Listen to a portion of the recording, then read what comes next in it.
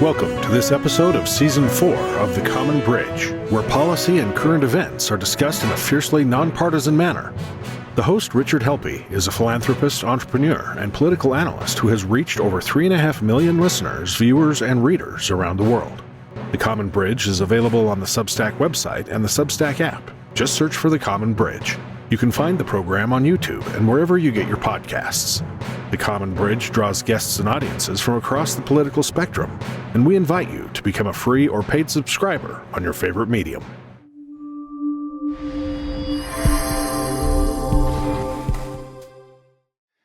Hello and welcome to The Common Bridge. We have a great topic today that affects everybody, whether you know it or not, and that's the role of technology in our lives.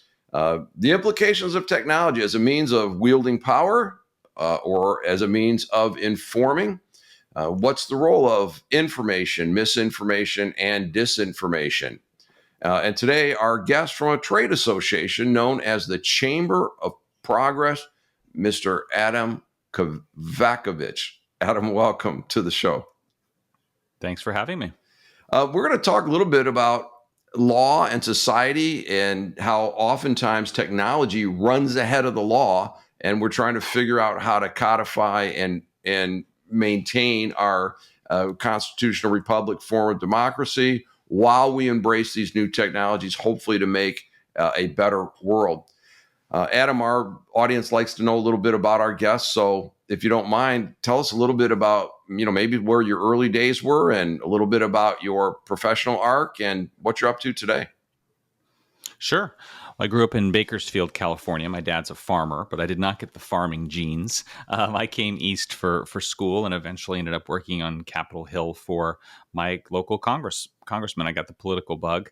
And he was one of the founders of what were called the New Democrats, which were the kind of late 90s Clinton-Gore era moderate Democrats. One of the things that they were really interested in was technology, promoting the U.S. tech industry. And that kind of opened my eyes to the tech industry, which was, nascent at that time and in its issues. And so since then, I've really spent my career at the intersection of politics and the technology industry. I ended up working a couple of years on Capitol Hill. And then I went to a small company called Google. When it had setting up its Washington, D.C. office. I was the 7th or 8th employee in that office and ended up staying there for about 12 years, working on all of the public policy issues affecting the company. I then went to a company called Lime, which is one of the companies that provides the scooters you see in many cities, the shared electric scooters, and that was a lot of fun. But, I was interested to start this group because I kind of, frankly, I think I saw particularly Democratic policymakers used to be, I think, pretty excited about the technology industry. And I think that now, over the last couple of years, some have taken kind of a more negative turn. I don't believe that's totally consistent with where voters' opinions are. And I was interested in doing something about it. So it's kind of a new kind of tech policy industry group. Great. What's the mission of the Chamber of Progress? Yeah, well, for me, the thing that I should back up and say, one of the things I've always liked about working in the technology industry is the way that I think a lot of technology services help advance what I consider to be kind of progressive societal goals, right? So, for example, when I worked at Google, one of the big controversies I worked on was the Google Book Search project, because that project was scanning millions of books and libraries, and it was taking I would say an aggressive but grounded approach to copyright policy, right? But when you really take a step back from that project, its goal was to make university library contents available to anybody, right? And it used to be that you'd have to live near a university library to have access to those books.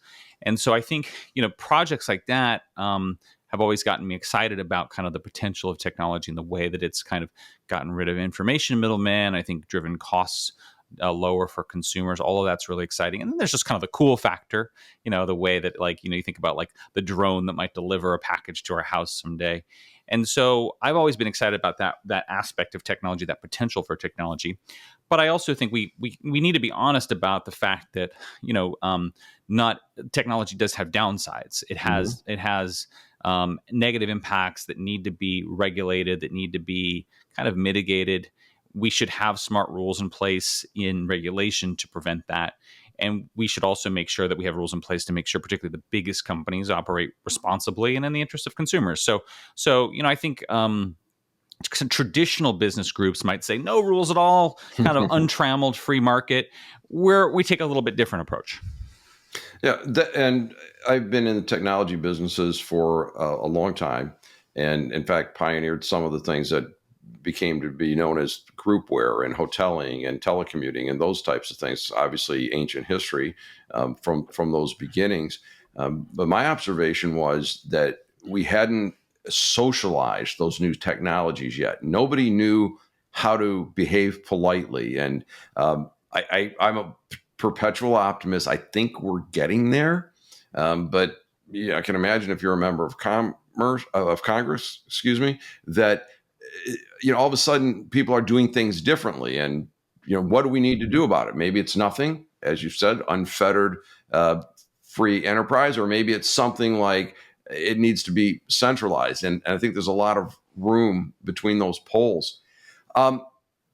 Where can our listeners, readers, and viewers find out more about your organization? Sure.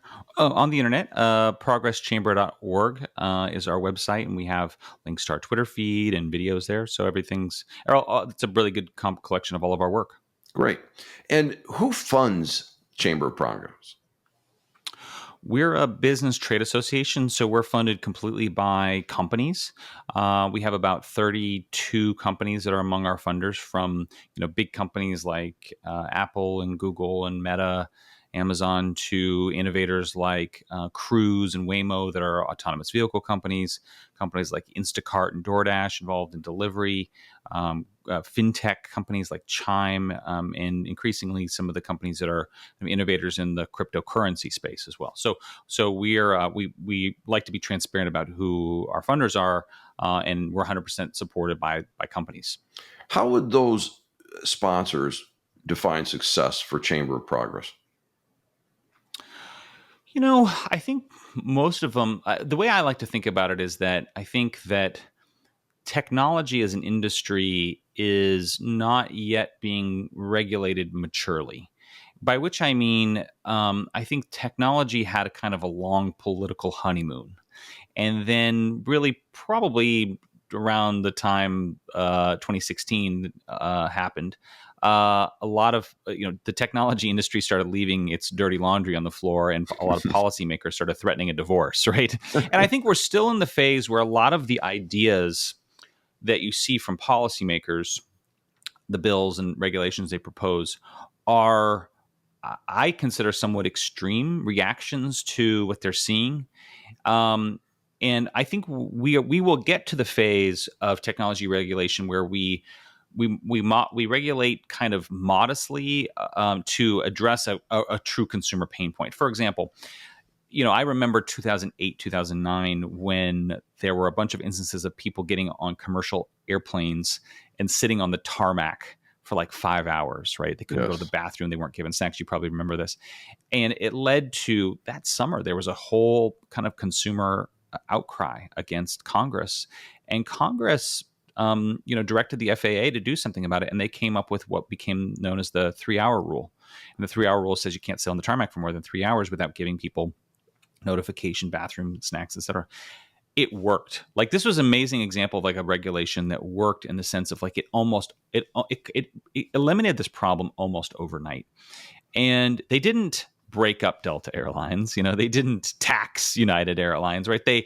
They applied a rule that made sense across the board to all airlines, big and small, to respond to a consumer pain point. I don't see right now in tech policy and innovation a lot of ideas like that where they're responding to a genuine consumer outcry. Typically, they're being the ideas that are being pushed for some other reason. A lot of times by kind of the the other industries that have been disrupted by technology. That's a great example in my humble opinion. And the challenge with technology is it's moving so fast. The regulators are trying to hit a moving target. We can go back to the breakup of AT&T, where the judge decided that it was better to break them up into the baby bells versus keeping this one behemoth. IBM was restricted. And in the 90s, there was antitrust action against Microsoft. But today, things are just moving so much faster.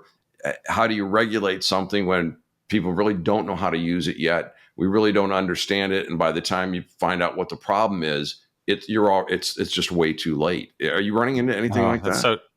Oh, absolutely. I think you see this all the time. So for example, I think one of the most notable examples of this right now is about, I think I'll get my timer, about 10 years ago, Facebook acquired Instagram, and then 8 years ago, it acquired WhatsApp.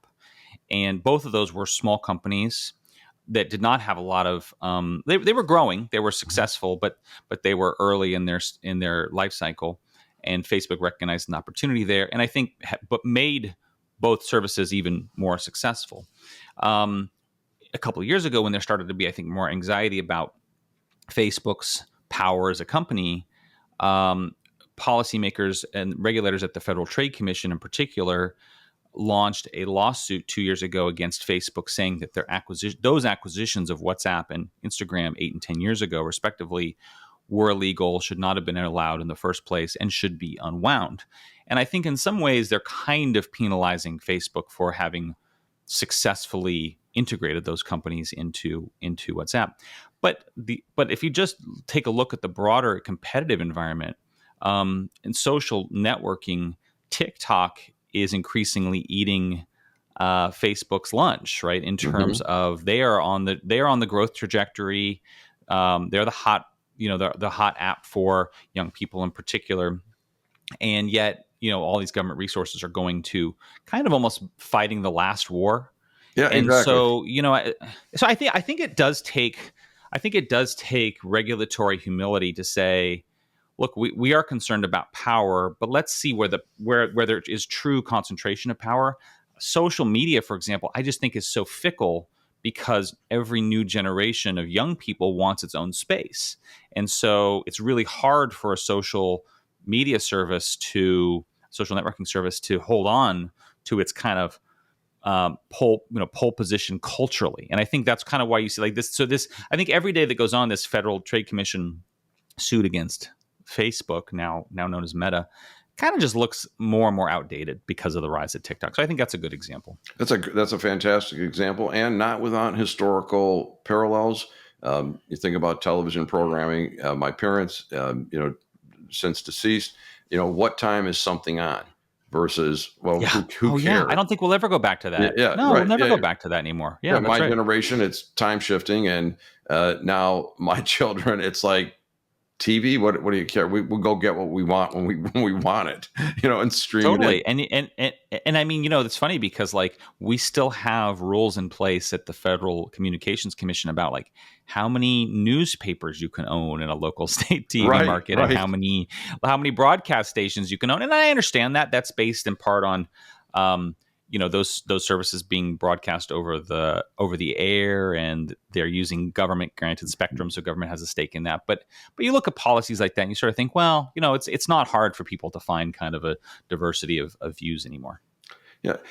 So one thing I'm curious about: why do you identify as a center left organization?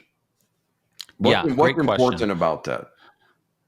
It's a little unusual, admittedly, but part of reason I was interested in doing that was because I've spent a lot of my career in Democratic politics, and I had this experience of seeing Democrats be excited about the technology industry for a long time, and then I think really after Trump got elected, I think many elected Democratic policymakers started taking a more negative turn, and in my view, most Democratic voters don't feel that way, don't feel that negative turn.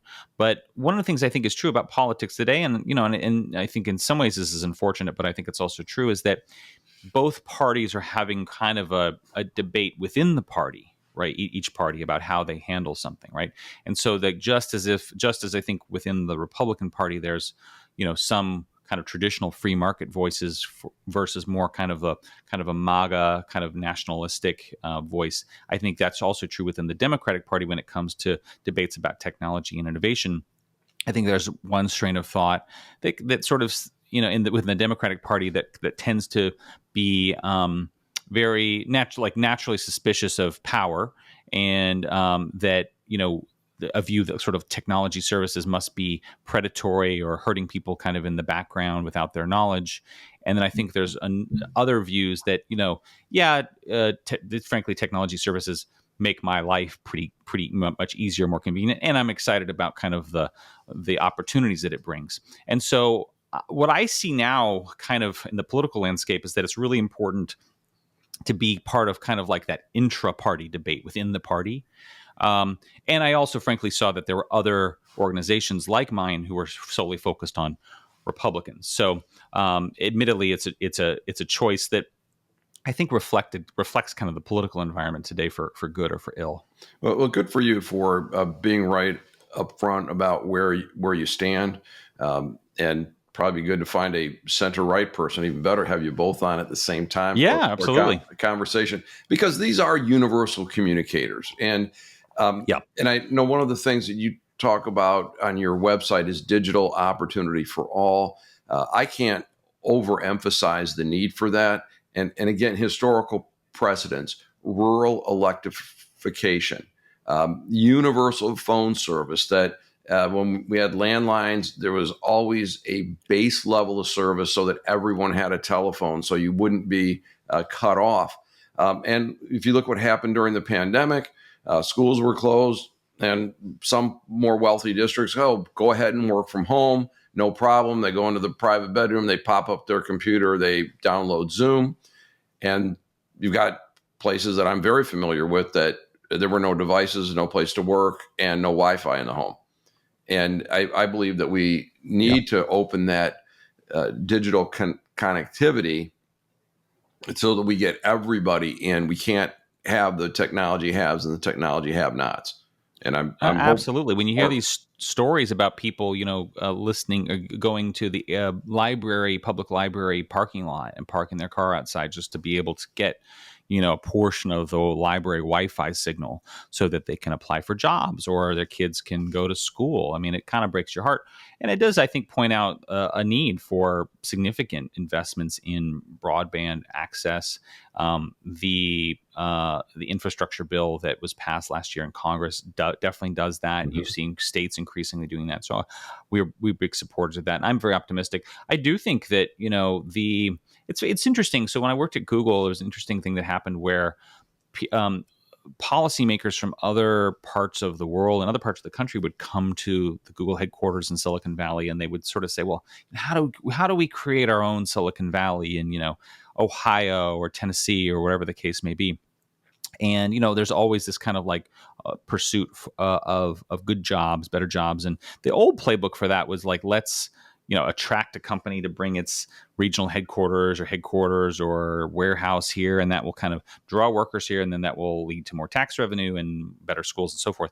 With increasingly, the kind of remote work revolution, I think it means that, people like any city could become a tech city, could become an attractor of high tech jobs, but they're competing on something different, which is quality of life. So I think that's good I think that will be good. It has been good and will be good for kind of diversifying the gains of technology to more parts of the country so that more parts of the country can lay claim to being kind of beneficiaries of the tech economy.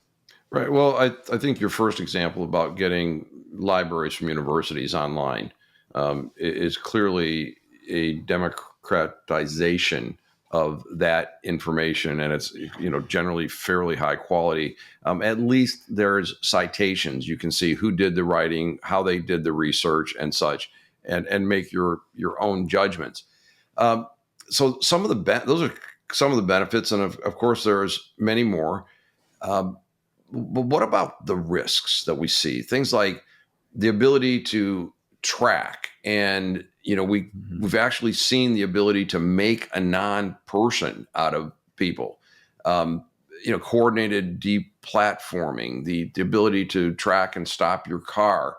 Um, we were reading recently that if you're near the border with Canada coming in, the Department of Homeland Security is alleged, and I don't know this for a fact, but alleged to be able to download everything off your cell phone and keep it for 10 years.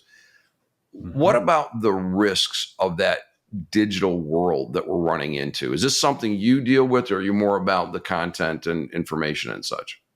No, I think what you just described is a consistent theme in technology policy debates and regulation debates, which is to say that every awesome tool that we use can also be someone else's weapon, right? Mm-hmm. Whether and it's all the things you described. And I think they're, to criticize the technology industry for a bit, I think that in the past, I think there's sometimes kind of a naivete about the way that a positive service or tool will be abused. People hadn't necessarily thought about all the ways it will be abused, right?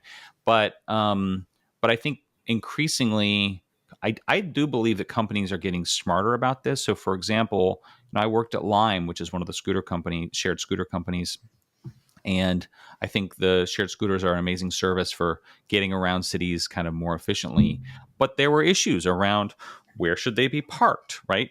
How do you park the scooters to make sure they're not blocking, for example, a handicapped access curb cut or sidewalk, right? And then how do you kind of police that behavior, right? How do you? It's a great thing that these scooters are sort of dockless, that makes them more accessible. But how do you encourage responsible parking? And so I think my general feeling about this is, you see, unfortunately, some policymakers adopt a view that because of the negative, we should sort of stand on top of the whole thing and hit the pause button. So, for example, some of the union organizations are very opposed to autonomous vehicles because they're concerned about them having a negative impact on driver jobs, which I'm very sympathetic to, but to the point that their official position is there should be no autonomous vehicles without a human driver. And I just don't think that's a realistic position or a credible position. It would be much smarter, for example, to take an area like that and say, look, there's going to be this big transition, and there are going to be driving jobs that are affected. There are going to be new types of jobs that are going to be created. What can the government do to help train today's drivers, to fill new kinds of jobs that are going to be created? That's the responsible thing to do. And I think people might feel a little less anxious about it if they saw that government policy was kind of stepping in to help in that situation, right? And so I do think, like, ideal regulation in any situation is preserving the beneficial use of the service while mitigating the 5%, 10% case of abuse, and trying to get that down to be as low as possible, lower than 5%, hopefully. And look, I think this is a universal truth of the human experience. If you go back to the 1900s, 50% of the United States workforce was involved in agriculture, and now it's 2%. So from the view when mechanization was coming in, it would be, well, 48% of the people are going to be out of work. And clearly that didn't happen. And when you think about automobiles, and I'm a proud native Detroiter, all right, so seen a lot of this. What we really did is we took the horse and buggy model, the stable behind your house. No, now it's a garage behind your house. You've got a hitching post. No, you got a parking space. You own the horse. You feed the horse. Now you own the car. You maintain, you insure, and you store the car. We're going to a new place. And I've spoken to a number of people that are in the automobile industry, segments of the population, folks that have disabilities, movement restrictions, and the like, being able to call up a vehicle that they need when they want it versus having to maintain, store, and ensure one. It's going to be a much better transportation, and another role for big tech. Waze or Google Maps right now telling you where the traffic jams are. The cars are going to know where the other cars are. All right. So I think we're going to a new place. There will be disruption, and I don't think anybody could really say, well, what are those new jobs going to be? But they'll be out there doing something. Yep. Right. That's right. So the political pressure, okay, for a party in power to use or misuse some of the information. So, Facebook/Meta can be, pressured to throttle a story. We saw that happen in the last presidential election cycle. We had a pandemic, and there was some good information put out. And also there were a number of impeccably qualified people who were kicked off Twitter, and they ultimately ended up being right. So how do we rein in the instincts of those in power from wielding that power in an unhealthy way through the technology? Yeah. Look, I think this question about content moderation and how the big tech platforms engage in content moderation, they're using their editorial judgment, is probably one of the biggest central issues in tech policy debate right now. And I think it's largely influenced by the partisan divide too, particularly around speech. And so, it's interesting. I think that a fair amount of activity, a fair amount of what policymakers talk about when it comes to the tech platforms now is what some people call job owning, which is policymakers using their bully pulpit to try to push Facebook or YouTube or Twitter to take down or not take down certain types of content, right? So they're actually appealing and putting pressure on the companies themselves.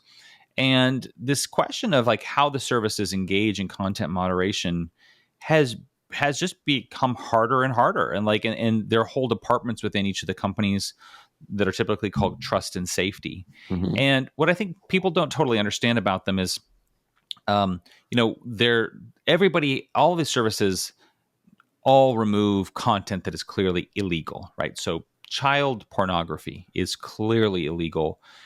Services work actively to remove that through a combination of human review and algorithms. But then there's a whole category of speech that is not illegal, but which raises questions. And I think all of the platforms have all started, from a freedom of expression baseline, right? They want to allow as much speech on their platform as possible from varying views, right? But then you get into these situations that just challenge that norm. And so you think, example, like the Tide Pod Challenge, right? Where people are like swallowing Tide Pods, right? And it's free speech. NyQuil chicken. But it's also dangerous, right? Yeah. Or you think about somebody doxing somebody. If I had a dispute from you and I go into YouTube and I post your home address and I say, send a bunch of, fake packages to your house or whatever, that's legal. That's legal speech. But most of the platforms have adopted a whole range of policies to deal with these situations where it's speech that's lawful but awful. And awful, of course, is in the eye of the beholder, right? What's one person's awful might be another person's, perfectly acceptable. And there's no pleasing everyone. But I will say, I think that, the last couple years have just tested that, right? In the sense of like Trump, COVID, and January 6th, right? I mean, never before have we seen an insurrection on the Capitol, right? And so I think it's the kind of situation where, if you're Twitter or Facebook and you have kind of this norm of, okay, we let people use our services to express themselves, then they have to ask themselves the question, well, are we comfortable with people using our service to broadcast their, ransacking of the Capitol building? And I think not all of them are, right? Or comfortable with, allowing Trump on. And I know it's hard because I think that, when people see, Twitter kicking off Trump, it tends to kind of reinforced, I think, in many Republicans, conservatives' eyes, like this sense of like, kind of big tech, coastal elites kind of, ganging up to suppress our views. But, these are private services. They can allow whatever they want. And I think for them to make the choice that like, okay, we draw the line at, people using our platform for insurrection, I think is it's a reasonable choice for them to make. Other services might make the choice differently. But this is why this is one of the most, contentious areas right now, which is sort of this content moderation question. It is. And I know one thing that did trouble me when Jen Psaki was the press secretary for President Biden, and just came out and said, yeah, we send things over to Meta and tell them that we think this is a problem. And that's where I get concerned, is about people in power. And as far as the former president, 3 a.m. tweets while he's sitting on the throne, sending out stuff, I was kind of like, yeah, here it comes again. Part of me, it's like, go ahead and do it. Show people who you are, and let people decide. Let people decide, yeah. Yeah, because I think that a lot of what we've seen going on is really making him something of a mythical creature. And, you get into, the enemy of my friend is my enemy. And I think it's just driving the divide unintentionally. And I'm more of the kind of guy like, hey, just put it out there and let people be seen.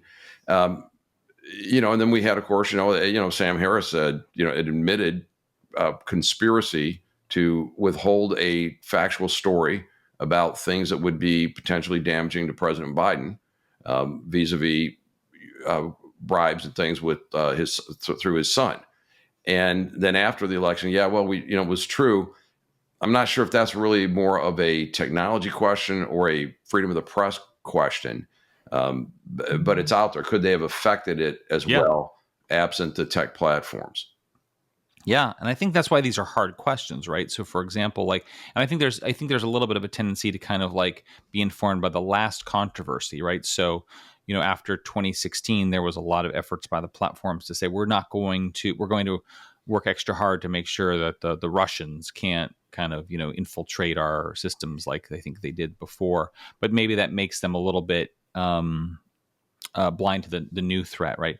And I do think that there's hard questions. I mean, like, for example, I think one of the things, frankly, some of the platforms have said that in the early days of even COVID, that they made certain decisions about blocking or even labeling tweets or posts that they wouldn't do today, right? That, like, with the benefit of kind of hindsight, and that's kind of what's often hard about content moderation, is that the services know how to deal with kind of the established issue, but the novel issue is sometimes challenging, and I think by the company's own admission, sometimes they get the balance wrong, and so it's just that we now see kind of new questions come up in this area of content moderation all the time, and I think that's what makes it challenging.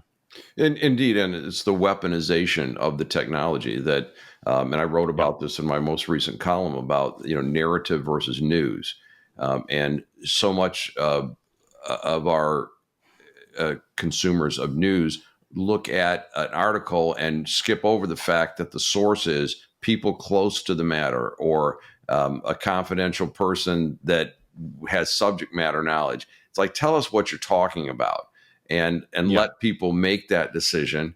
And then also there needs to be, that counter narrative, so that people can sort that out. But we've now divided into these camps of affirmation programming on the right, affirmation programming on the left.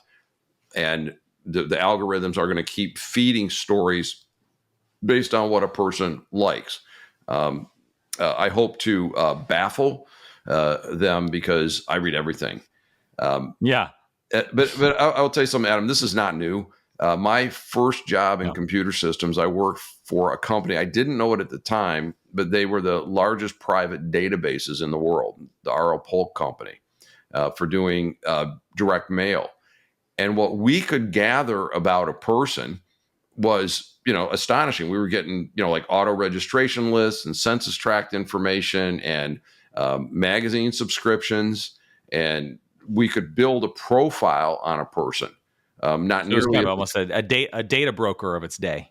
It was a data broker. I mean, that's exactly Yeah. what. I mean, an automotive company would come in, like, Ford Motors introducing a new Mustang, and they'd say, they wanted to target, people driving a Camaro that are in census tracts with income over this, that also subscribe to these kind of magazines, and we would write an algorithm to go find these folks, and it was data mining that was being done, but with not nearly the technology power that we have today, because back then it was pretty easy to get erased.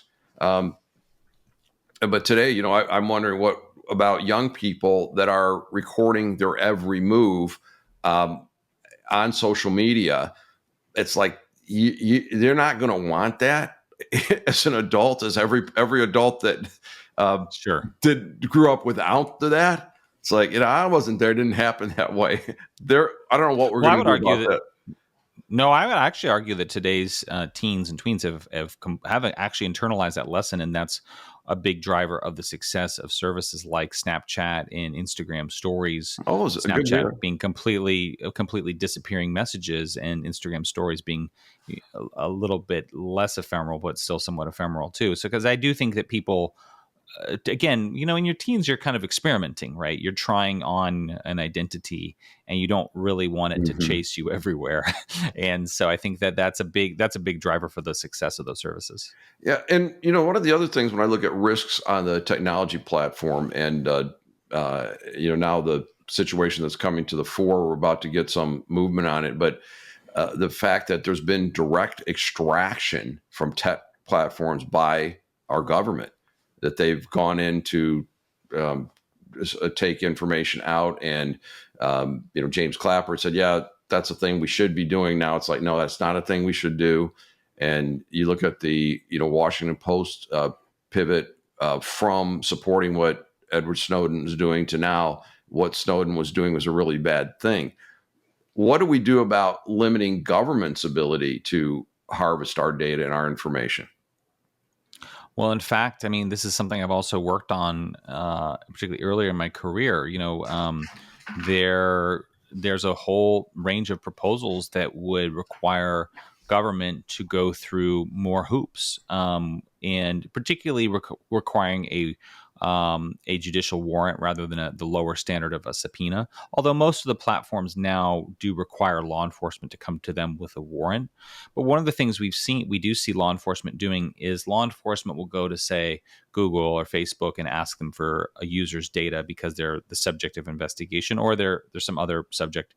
And a lot of times the law enforcement will gag the company from telling the user. So they'll come with a non-disclosure order preventing Google or Facebook from telling the user that their data has been requested by the government. And this is something that the companies would like to see change. They'd like to make it harder for the government to get one of these gag orders on the platform so that they can tell the user, right? It's not to say that they're not going to deny the government their request if they come to them from a warrant. They want to be, the companies want to be responsible in cooperating with lawful requests from law enforcement.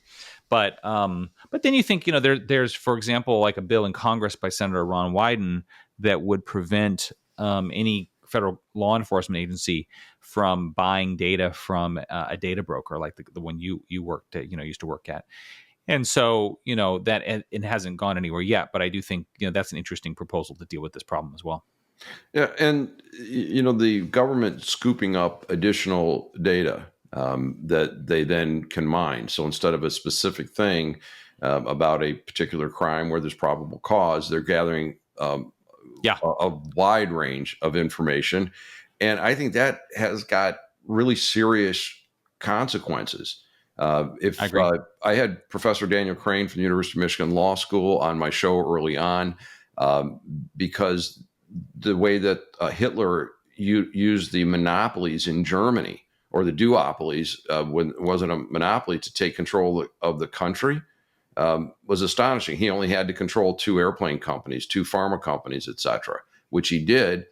And now when you look at the concentration of information about us in the hands of a few companies, that temptation for someone to take us to a totalitarian state is great for people that think that That's way. right. I mean, so what you're describing sometimes is people talk about what's called geofence warrant. So geofence warrant might see, a police in, say, New York City go to Google and say, okay, Google, give us the names of all of the people who were in Times Square when this crime happened, right?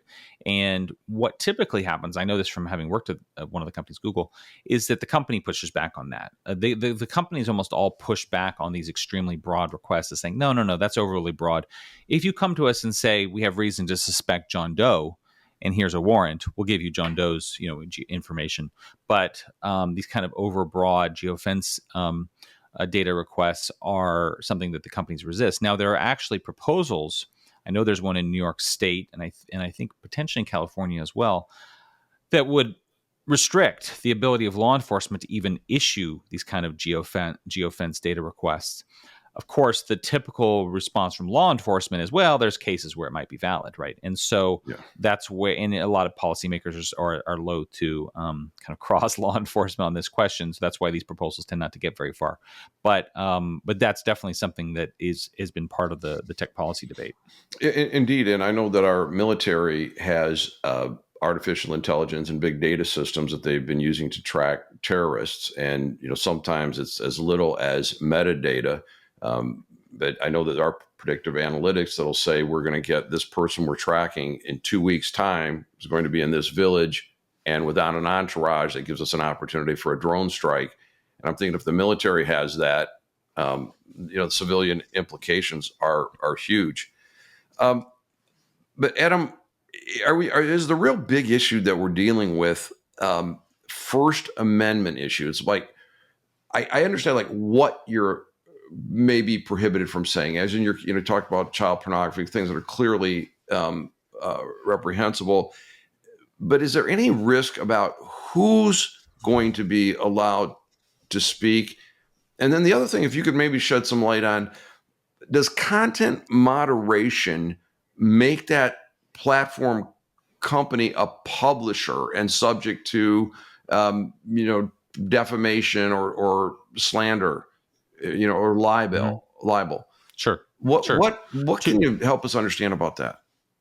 Two important things. I mean, there's a lot there. One, First Amendment doesn't protect your right to say what you want anywhere you want it, particularly if it's on a privately run service. And so, for example, there's a whole number of Supreme Court cases that basically say that the operator of a website or an ISP has their own First Amendment right to decide which kind of speech is allowed on their platform. This is the question at the heart of two laws that were passed by Republicans in Texas and Florida last year that essentially restrict platforms' ability to engage in content moderation. I hope and I predict that the platforms will ultimately win those cases at the Supreme Court, because the Supreme Court generally has recognized that frankly, there's a long tradition of, even from the bake shop case, right? The gay marriage bake shop case, that recognizes like companies have their own First Amendment rights, and whether you disagree with that or not, that's established Supreme Court precedent.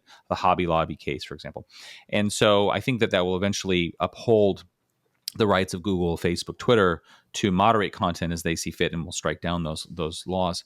This question of does this make them a publisher when they moderate is really a misunderstanding of the law. People say, people sometimes look at something like Section 230 of the Communications Decency Act and suggest that if they engage in content moderation, then they lose their liability protection. They're no longer a dumb pipe. That's not how the law works. Section 230 was meant to incentivize the platforms to actually engage in content moderation by saying that even if you do engage in content moderation, you're still not liable for the user's individual tweet or post. And because if they were, they would never be able, like that service wouldn't even exist, right? Because if Twitter was liable for every dumb and that was tweet, kind right? of the point I was getting at. That let's just say that we agree about what objectionable content is. And yeah, which we'll never agree, by the way. Like the definition Well, of that I mean, is there's like certain objectionable things, is like yeah. and I don't want to go down the Alex Jones path because Yeah, we'd never agree 100%. Let's assume there's places that we could agree. What I was trying to pose the question about who can be moderated or censored, whichever word you want to use, versus, well, we're afraid that person might say something, so we're not going to let them on. Is there any? I don't think the platform should ever say I think, and I don't think there's any, so for example, like all of the platforms have rules that if you are affiliated with a foreign terrorist organization on like the State Department list, like you're not going to get an account, right? And so that's, they might deny that person an account from the very beginning, but that's such an edge case in general. How far a step is that from you're deemed a MAGA Republican and therefore we're not going to give you a spot on our platform? I don't see any of the platforms doing that. None of the platforms have done that. I think that would be a huge mistake for both stifling expression and also, frankly, like making their services unappealing to a big swath of the U.S. population, right? So I don't think in their interest, and I haven't seen that. One of the things I think all the platforms have moved towards is more of a strikes system to say, like, okay, if you have one post that violates our system, like you're going to get a warning, right? We're not going to kick you off right away. And I think that makes it, both Twitter and Facebook do this. I think that makes sense because what they're trying to say is, look, we're going to have standards, but we're going to give you some sense to kind of, get in line with those standards. Now, I think increasingly there are other places you can go. You can go to Parler, you can go to Truth Social if you don't like the, you can go to Rumble if you don't like YouTube, right? So there are alternative places to go, and the existence of those alternatives, I think, makes it harder for people to say, like, I don't have anywhere I can't kind of express my views. Gotcha. All right. I've got a lot of other questions about differences in companies and such, but as we near the end of our time together, and you've been very generous with your time, so advice for our audience in any actions that they should take, or is there anything we didn't cover that we should have talked about today, or any policy perspectives that you'd like to make our audience aware of? No, I think the thing I would just sort of leave with is the comment I made earlier, which is I think that we are currently in the stage of tech policy debates where, again, there's a lot of the debate is about kind of people trying to push their perspective on content moderation, and a lot of that's partisan from both sides. But I think with respect to kind of how we regulate technology, I'm very optimistic that we can get to this next stage where we focus on encouraging what's good about a particular service or technology and focusing and trying to prevent what's bad about it after it happens. Not stop the technology kind of in the cradle because of what we're concerned might be happening. And I think the same would be true of speech, right? To make sure that, like, when you're talking about something like content moderation, let people speak, but be clear about what the rules are and enforce the rules as fairly as possible. And kind of avoiding the tech equivalent of book burning, so nobody hears or sees from that author. Adam, I think that would be a mistake, because I think the fact is, like, one of the things that's great about the internet is the ability to get to all this stuff. That doesn't mean like any individual companies have to have an obligation. The New York Times doesn't have to publish my letter to the editor, right? Like, I'm not being censored by them not publishing my letter to the editor, right? But the point is, like, what's great about the internet overall is you can pretty much find anything you're looking for. Right, it's peer-to-peer communication, and we're crushing hierarchies because of the technology. Yet, as we saw early on, on the internet, no one knows you're a dog, right? That's right. Where they're coming from. Adam, any closing thoughts for our audience today? No, thanks for having me. This has been great. Great. We've been talking today with Adam Kovacevich from the Chamber of Progress. I hope that we can have him come back, because there's a lot to talk about on this. This technology is going to affect all of our lives. And until then, this is your host, Rich Helppie, signing off on The Common Bridge. Thanks for joining us on The Common Bridge. Subscribe to The Common Bridge on Substack.com, or use their Substack app, where you can find more interviews, columns, videos, and nonpartisan discussions of the day. Just search for the Common Bridge. You can also find the Common Bridge on Mission Control Radio on your Radio Garden app.